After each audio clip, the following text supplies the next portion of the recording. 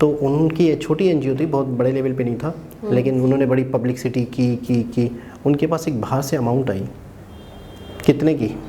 40 लाख की। जब उनके पास डॉलर्स 40 लाख पाकिस्तानी रुपये, 40 लाख रुपए आए, तो बाकायदा उनके अकाउंट से वो पेमेंट विड्रॉ नहीं करवा सकते थे। क्यों? फिर वो बैंक वालों से पूछा, तो बैंक वालों ने कहा कि बाकायदा अब इस पे आर्मी, हमारे में अपन पाकिस्तान की बात बता रहा हूँ, और रेंजर्स का हिसाब किताब। अस्सलाम वालेकुम, नमस्ते, सत श्री अकाल, कैसे हैं आप लोग? उम्मीद करती हूँ ठीक होंगे, खुश होंगे। मैं हूँ अतिका अली और मेरे साथ हैं तारिक नियाजी। अस्सलाम वालेकुम, नमस्ते, सत श्री अकाल। उम्मीद करता हूँ ठीक होंगे, खुश होंगे। दोस्तों जहाँ रहें खुश रहें, माँ बाप का ख्याल करके, क्योंकि माँ बाप हैं तो सब कुछ है। रुकने का मकसद ये होता है कि उस बहाने तो हमें कोई देखता है। तो दोस्तों आज की हमारी वीडियो है, अजीत डोवल। सो स्टार्ट करते हैं अपनी वीडियो को, लेट्स स्टार्ट। ओके गाइस, तो वीडियो का टाइटल है new frontier of war is civil society says Ajit Doval is India ready for fourth generation. Very intelligent and I welcome you all to world affairs. मैं हूं प्रशांत Dhawan. Now recently आप लोगों ने सुना होगा कि डोवाल साहब ने ये कहा है कि आज के समय वॉर लड़ना, ट्रेडिशनल तरीके से वॉर लड़ना बहुत ही एक्सपेंसिव हो गया है और अब सिविल सोसाइटी को यूज़ किया जाता है एक कंट्री को डैमेज करने के लिए, उसको नुकसान पहुँचाने के लिए। ये सब इन्होंने कहा था सरदार वल्लभ भाई पटेल नेशनल पुलिस अकेडमी में एक स्पीच के दौरान। ये वो अकेडमी है जहाँ पर IPS ऑफिसर जाते हैं ट्रेनिंग के लिए, और ये यहाँ पर स्पीच दे रहे थे उन ऑफिसर्स को जो यहाँ पर आए हैं फ्रॉम मालदीव्स, फ्रॉम भूटान, नेपाल। जी हाँ, कई फॉरेनर्स भी यहाँ पर ट्रेनिंग लेने के लिए आते हैं, और ऑफ कोर्स जो इंडियन यहाँ पर IPS ऑफिसर्स हैं फ्यूचर के, वो तो यहाँ पर थे ही। और डोवाल सर की जो स्पीच है, हालांकि थी तो इन लोगों के लिए, मगर पूरे देश में फेमस हो गई, क्योंकि जो इशू इन्होंने यहाँ पर उठाया है ये कई लोगों के माइंड में था बहुत ही लंबे समय से। और इसलिए मैं अजीत डोवाल सर की बहुत इज्जत करता हूँ, क्योंकि जब कुछ अकॉम्प्लिशमेंट होती है तब ये पीछे हो जाते हैं, मगर जब देश को रिमाइंड कराना होता है कि देखिए ये प्रॉब्लम है हमारे सामने, तब ये सामने आते हैं। और आज के समय जो उन्होंने यहाँ पर बात कही है कि न्यू फ्रंटियर ऑफ वॉर, ये आज के समय स्टार्ट हो चुका है और ये सबसे बड़ा चैलेंज है इन फ्रंट ऑफ इंडिया। इन्होंने कैटेगोरिकली ये कहा कि देखो, वॉर करना, किसी पे अटैक करके उसकी ज़मीन ऑक्यूपाई करना, ये बहुत ही ज़्यादा एक एक्सपेंसिव काम है और ज़्यादातर इससे पॉलिटिकल और मिलिट्री ऑब्जेक्टिव्स आप अकॉम्प्लिश कर भी नहीं पाते। अब फॉर एग्जांपल अगर मैं बात करूं पाकिस्तान ऑक्यूपाइड कश्मीर की, हम कल को पाकिस्तान को वॉर में हरा सकते हैं, नंबर्स हमारे ज़्यादा हैं, ओवरऑल मिलिट्री हमारी ज़्यादा स्ट्रांग है, मगर पाकिस्तान ऑक्यूपाइड कश्मीर को वापस लेते लेते हमारा काफ़ी लॉस कर देगा पाकिस्तान। इकोनॉमिकली हम काफ़ी पीछे हो जाएंगे और फिर हमको बैठ के सोचना होगा कि वॉज इट वर्थ इट। और फिर एक फैक्टर यहाँ पर यह भी होता है कि वॉर का नतीजा इन दी एंड होगा क्या, उस पर भी आपका कंट्रोल होता नहीं है। तो कंट्रीज आज के समय जो ट्रेडिशनल स्टाइल होता है ना वॉर का, कि बस मारो और ज़मीन हथिया लो, इस पर कम फोकस कर रही है। अनलेस हम बात करें छोटे देशों की, जैसे अर्मेनिया, एजरबाईजान, वहाँ पर केस और है, मगर जब हम बात करते हैं मेजर कंट्रीज़ की जहाँ पर न्यूक्लियर वेपन्स इन्वॉल्व हैं, मेजर मिलिट्रीज इन्वॉल्व हैं, करोड़ों लोग इन्वॉल्व हैं, तो वहाँ पर वॉर एक इफेक्टिव इंस्ट्रूमेंट रहता नहीं है ना। जब वॉर आप कर नहीं सकते एक कंट्री के अगेंस्ट, तो आप क्या करोगे? उस कंट्री को अंदर से तोड़ने की कोशिश करोगे, उस कंट्री को अलग से डैमेज करोगे। तो यहाँ पर आती है सिविल सोसाइटी। डोवाल सर यहाँ पर ये कह रहे हैं, हालांकि सारी सिविल सोसाइटी की बात नहीं कर रहे, सिविल सोसाइटी होती क्या है वो भी आपको बताऊंगा, मगर ये यहाँ पर कह रहे हैं कि सिविल सोसाइटी को इस्तेमाल कर सकता है कोई बाहर का देश एक दूसरे देश को अंदर से तोड़ने के लिए, डिवाइड करने के लिए और ऑल टुगेदर इकोनॉमिक ग्रोथ रोकने के लिए। अब डोवाल सर यहाँ पर क्या कह रहे थे, इनकी बात का क्रक्स क्या है, ये समझने के लिए पहले आपको जानना होगा वॉरफेयर की जनरेशंस के बारे में। USA ने आज से कई साल पहले कैटेगराइज किया कि देखो वॉरफेयर की टाइप होती है, there are generations of warfare. जैसे जैसे ह्यूमैनिटी इवॉल्व करी है, डेवलपमेंट हुई है, वॉर करने का स्टाइल भी ऑल टुगेदर चेंज हो चुका है। एक ज़माने में हुआ करती थी फर्स्ट जनरेशन वॉर। बहुत ही सिंपल यहाँ पे कॉन्सेप्ट है, सोल्जर पे अटैक करेगा, जो जीत गया वो आगे बढ़ेगा, ज़मीन कब्जाता जाएगा। ये तो हो गई फर्स्ट जनरेशन वॉर। फिर हम आए सेकेंड जनरेशन वॉर पे। सेकेंड जनरेशन वॉर में पहली बार टैक्टिक्स, टेक्नोलॉजी, इनका यूज़ होने लगा। और फिर हमने ये देखा कि एक बार को 10,000 सोल्जर्स भी ना 1 लाख सोल्जर्स को हरा सकते हैं अगर उनके पास प्रॉपर मशीन गन्स हो, उनके पास एम्यूनेशन अच्छा हो, वो सही जगह पे लोकेटेड है, उनको पता है कि कहाँ पे अटैक करना है, कब अटैक करना है। तो ये तो थी सेकेंड जनरेशन वॉरफेयर। फिर हम आए थर्ड जनरेशन वॉरफेयर में। यहाँ पर हम यूज़ करते हैं स्टेल्थ फीचर, सरप्राइज अटैक। ये काम करती थी नाजी जर्मनी वर्ल्ड वॉर 2 में। अचानक से तेजी से अटैक ये लोग करते थे, जिसको ये कहते थे ब्लिट्जक्रीग। ये इनकी वॉरफेयर की स्ट्रैटेजी होती थी कि अचानक से खूब सारे टैंक आ जाएंगे, सडन अटैक होगा और दुश्मन को रिस्पॉन्ड करने का टाइम ही नहीं मिलेगा। आज के समय भी आप अगर देखो तो आप मिलिट्री में देखते हैं ये स्टेल्थ सबमरीन है, ये स्टेल्थ फ्रिगेट है, स्टेल्थ वॉरशिप है। दुश्मन को पता ही नहीं लगेगा, रेडार पे दिखेगी नहीं कि कब ये वॉरशिप उसकी टेरिटरी में आ चुकी होगी। तो ये तो हो गई थर्ड जनरेशन वॉरफेयर। अब उसके बाद हम अब आ चुके हैं फोर्थ जनरेशन वॉरफेयर पर। फोर्थ जनरेशन वॉरफेयर में हम लोग सीधा डायरेक्टली अटैक नहीं करते और यहाँ पर क्या होता है कि सोल्जर के साथ साथ एक सिविलियन भी काम करता है एक कंट्री को डिस्ट्रॉय करने के लिए, और ज़रूरी नहीं है कि वो उस कंट्री का ही सिविलियन हो। आप दुश्मन कंट्री के सिविलियन को खरीद सकते हैं ताकि वो अपने देश में अपने देश की बर्बादी करे। किसके लिए? पैसे के लिए। और ये सबसे ज़्यादा डेडलीस्ट फॉर्म ऑफ वॉरफेयर है। सुनने में इतना खास लगता नहीं है, टैंक्स इन्वॉल्व नहीं है, न्यूक्लियर बॉम्ब्स इन्वॉल्व नहीं है, मगर आप सोच कर देखो, आपने दुश्मन देश के अंदर बहुत से लोग खरीद लिए और उनको एक रास्ता बता दिया कि सुनो तुम लोग ना एक्टिविज्म की आड़ में, एनवायरनमेंट को बचाने की आड़ में, पोल्यूशन को रोकने की आड़ में उस कंट्री के जो भी डेवलपमेंट प्रोजेक्ट्स हैं ना उनके खिलाफ प्रोटेस्ट करो, वहाँ पर केस करो कोर्ट्स में, और कैसे भी करके उस कंट्री की तरक्की रोक के रखो। आप मिसाइल से क्या डैमेज कर दोगे, जितना वो जो लोग हैं वहाँ पर वो सिविल सोसाइटी के नाम पर उस कंट्री को डैमेज कर देंगे, उस कंट्री की जीडीपी को कई दसियों सालों तक रोक कर रखेंगे। नाउ फोर्थ जनरेशन के बाद एक फिफ्थ जनरेशन वॉरफेयर भी है जिसका इम्पैक्ट अभी तक हमने देखा नहीं है। ये देखेंगे जब मैं बूढ़ा हो जाऊँगा तब देखने को मिलेगा। इसमें प्राइमरी जो पिलर है वो है साइबर अटैक। साइबर अटैक का अभी तक जो इम्पैक्ट हो सकता है इन द फ्यूचर वो हमने देखा नहीं है। साइबर अटैक एक पूरे देश को बर्बाद कर सकता है और इन द फ्यूचर हम देखेंगे भी कि कई कंट्रीज सीधा साइबर अटैक से ही हार जाएंगे ऑल टुगेदर। मगर अभी हम फिफ्थ जनरेशन पर कम्प्लीटली पहुंचे नहीं है, धीरे धीरे हम वहाँ पर ट्रांसफॉर्म कर रहे हैं। बट अगर हम बात करें फोर्थ जनरेशन वॉरफेयर पर, यहाँ पर सिविल सोसाइटी का क्रिटिकल रोल है। अब यहाँ पे आप कहोगे सिविल सोसाइटी में होता क्या है? देखिए, सिविल सोसाइटी एक बड़ी ब्रॉड टर्म है, मगर ज़्यादातर इसमें माना जाता है कि जो NGOs हैं, जो एक्टिविस्ट हैं, वो इन्वॉल्व होते हैं ना। मैं ये बोल दूँ, ऐसा नहीं है कि सिविल सोसाइटी ख़राब होती है, NGO ख़राब होते हैं। हमारे देश में कई सिविल सोसाइटी के लोग हैं, कई एनवायरमेंटलिस्ट हैं, कई NGOs हैं, बहुत अच्छा काम करते हैं। इन्होंने काफ़ी बार सरकार को पेड़ काटने से रोका है, एनवायरनमेंट को काफ़ी बार बचाया भी है। मगर ये बात भी सच है कि हमारे देश में कई NGOs हैं जिनका सोल पर्पस यही है कि इंडिया की GDP को ग्रो मत होने दो, इंडिया को रोक के रखो। ये मैं नहीं कह रहा, इसके बारे में इंटेलिजेंस ब्यूरो की रिपोर्ट आई थी 2014 में।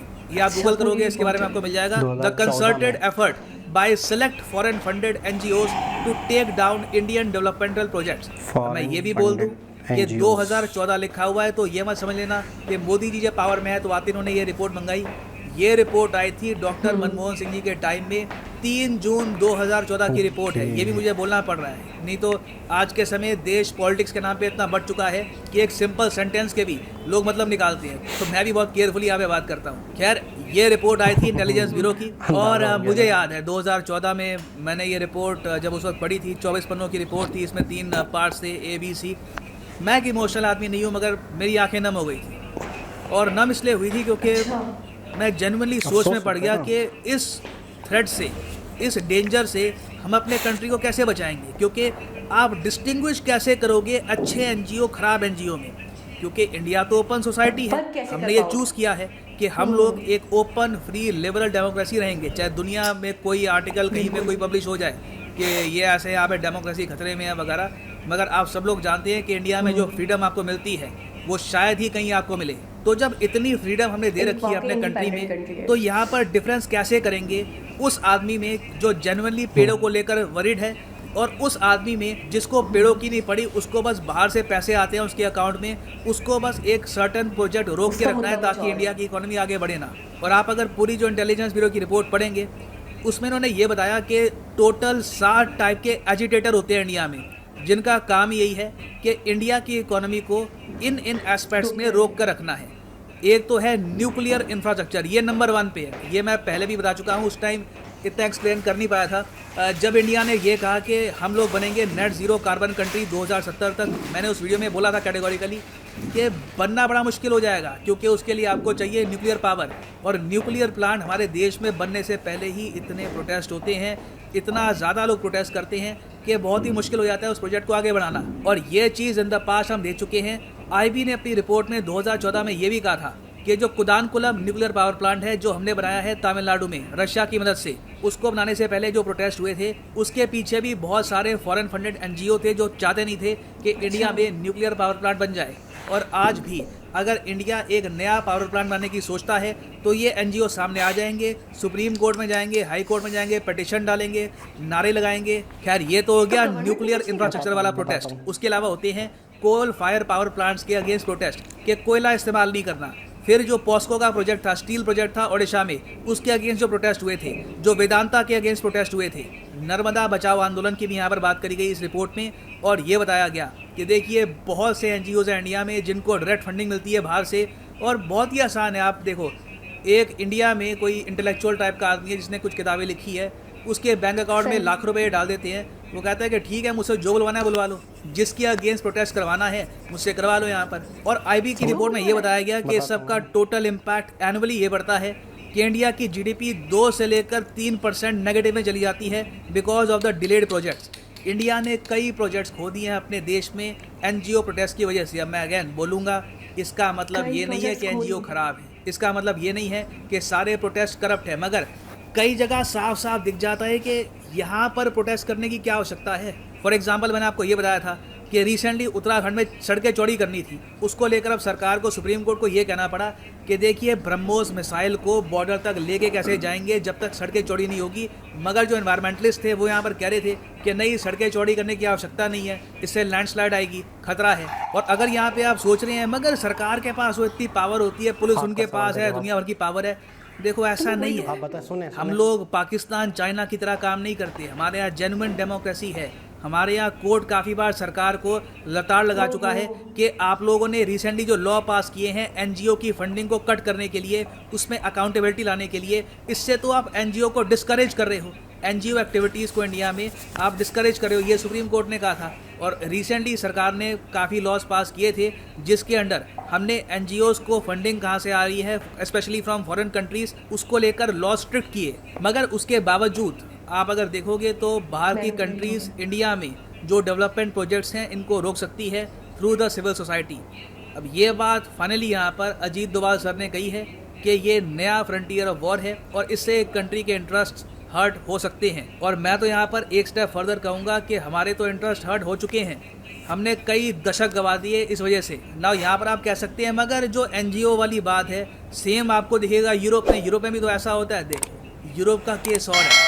यहाँ पे आपको याद रखना होगा, जिस सिचुएशन में आप हो, जिस लोकेशन में आप हो, उसके हिसाब से भी आपको एक्ट करना होगा। एक कहावत है, when in Rome act like Romans.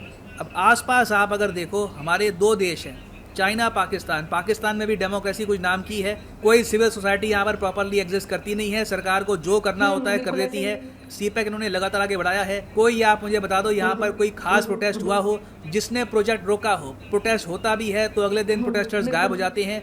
China में तो और भी ज़रा ख़राब हाल है। यहाँ पर तो देखिए अगेन चाइना तरक्की कर भी इसलिए पाया है, कोई रोक टोक नहीं थी, सरकार के सामने कोई एनजीओ नहीं आया, कोई यहाँ पर जुडिशरी ने सरकार को रोका नहीं। हाँ, यहाँ पर मैं ये भी ऐड करूँगा कि चाइना की किस्मत अच्छी थी कि लगातार इनको एक के बाद एक अच्छे लीडर मिले। अगर करप्ट लीडर मिलते तो चाइना डूब ही सकता था, तो ये चाइना का गुड लक भी था यहाँ पर। मगर हम लोग एज इंडियंस आज के समय खड़े हैं चाइना और पाकिस्तान के सामने, जहाँ पर इनके यहाँ एनजीओ की कोई कदर नहीं है, फुल कंट्रोल गवर्नमेंट के पास है। इनका जो सोशल मीडिया आप कह लीजिए, जो इनके यहाँ फ्रीडम ऑफ स्पीच है, ये ना के बराबर है। हमारे यहाँ कंप्लीट फ्रीडम ऑफ स्पीच है। अपनी ही सरकार की जिस लेवल पर आलोचना करनी है आप कर सकते हैं, कोई रोक टोक नहीं है। कहीं ना कहीं बैठ के हमको सोचना होगा कैसे हम आगे बढ़ेंगे, क्या ये स्ट्रैटेजी सही है, क्या हमको कुछ चेंजेस करने चाहिए।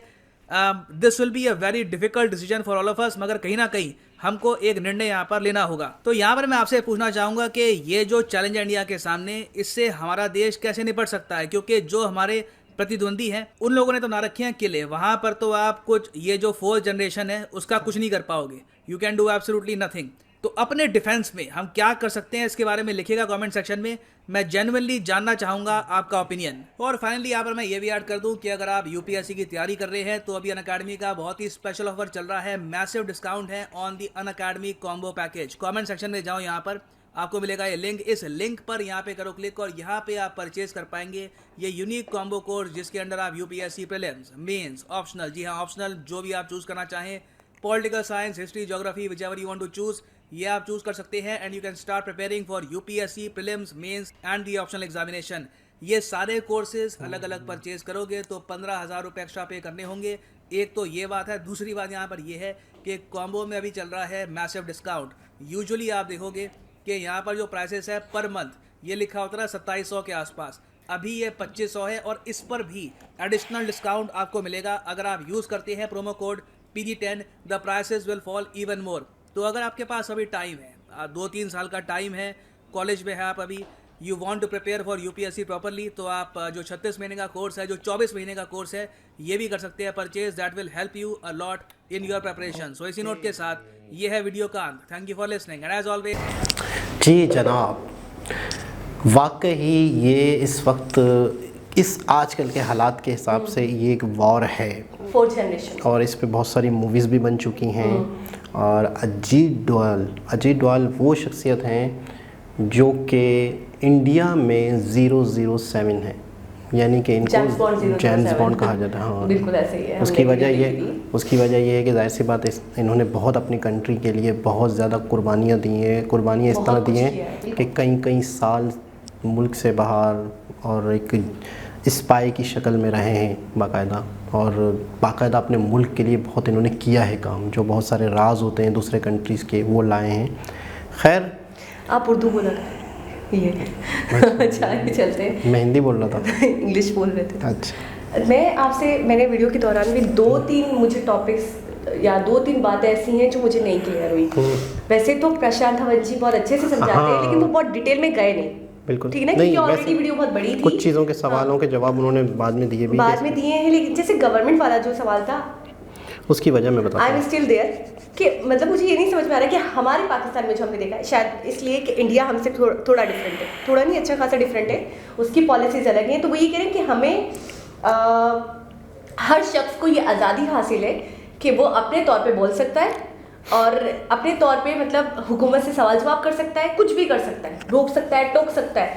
लेकिन हमने तो अपने पाकिस्तान में ये चीज़ नहीं देखी, डेमोक्रेसी देखें यहाँ भी होता है मामला बहुत ज़्यादा नहीं। मिसाल के तौर पे मैं आपको छोटी सी मिसाल देता हूँ, कालाबाग डैम की। एक डैम है जिसकी वजह से पाकिस्तान को फ़ायदा होना था, लेकिन वो डैम एहतजाज की वजह से, प्रोटेस्ट की वजह से नहीं बन सका। अच्छा, हमारे यहाँ तो शायद एक ही मिसाल है, हाँ, वो आज तक नहीं बन सका। उसमें पीछे एहतजाज होते थे, तो ले लिए, ठीक है ना, पीछे एहतजाज होते थे दूसरे NGOs वगैरह या दूसरे सूबे जो थे। अच्छा, इंडिया में ज़्यादा नुकसान हुए इस बात को लेके, बहुत सारे प्रोजेक्ट्स बहुत बड़े बड़े, जैसे न्यूक्लियर का बता रहे हैं, कोयला का। होता क्या है, होता ये है कि जब आप कोई प्रोजेक्ट शुरू कर रहे हैं जिससे मुल्क को बहुत बड़ा फ़ायदा होता है, तो NGOs एक ऐसी चीज़ होती है जो कि NGOs के पास तो सबसे पहले एक रजिस्ट्रेशन होती है, पता है मुझे, कि अच्छे काम करने का, और बाकायदा कानून भी उन्हें सपोर्ट करता है, वेलफेयर वगैरह, कानून उन्हें, अदालत उन्हें सपोर्ट करता है, कोड वगैरह।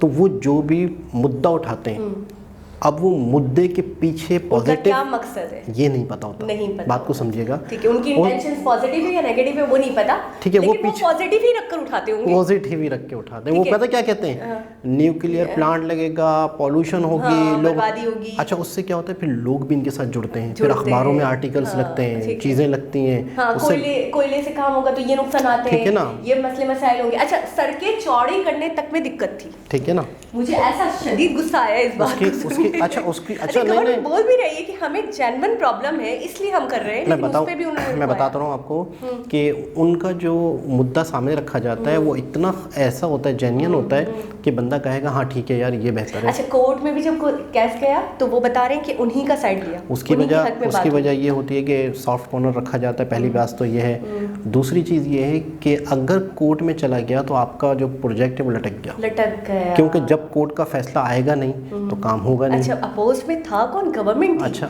उसके बावजूद कोर्ट का फैसला आपने देखा, इसका मतलब ये होता है कि अच्छा, सबसे पहले सारी चीज़ों को अगर हम ख़त्म कर देते हैं, थोड़ी देर के लिए डिलीट कर देते हैं, जिस कंट्री में इंसाफ है, जिस कंट्री में कोड एक गरीब आदमी को भी, अमीर आदमी को भी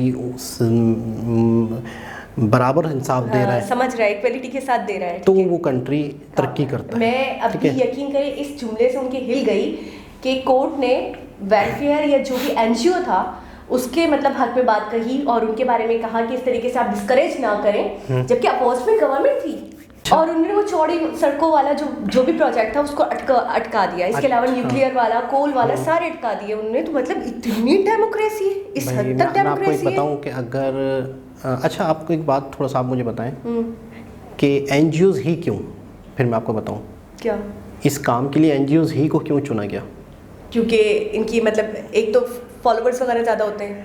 एनजीओज का काम ये होता है, सबसे पहले एनजीओज का काम ये होता है कि एनजीओज के पास बड़ी पॉजिटिव इनकी वो नहीं, इमेज होती है। मैं आपको बता रहा हूँ ना, सबसे पहले एनजीओज को इसलिए चुना जाता है, इंसानियत की खिदमत नहीं वो जो उनको गलत काम के लिए जो चुन रहा है, तो एनजीओज ही पे हाथ क्यों रख रहा है, इसीलिए वो इसलिए रखा जाता है कि एनजीओज के पास जो पैसा आ रहा है वो लोग फंड करते हैं। अगर आप कोई बिजनेस करते हैं, आपने ये बनाया इतने का, आपकी ये मशीनरी थी, आपको ये प्रॉफिट हुआ, समझ में आया।